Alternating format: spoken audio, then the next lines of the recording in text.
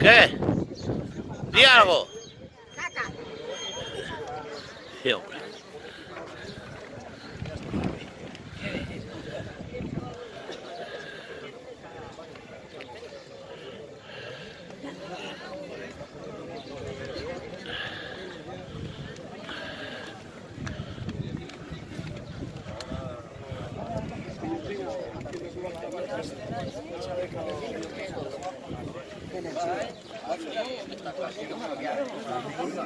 Los lunes a las 11 de la noche. Y a la casa nuestra. Algunos sí, claro. Hoy no está la gente. Ah, por la calleja que yo allí. Y hay chavalitos que andan con bici.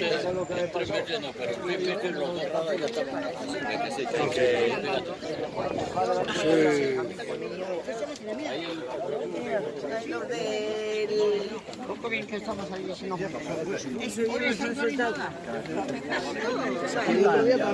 Pero como luego no nos saca guapos a todos, ya ves.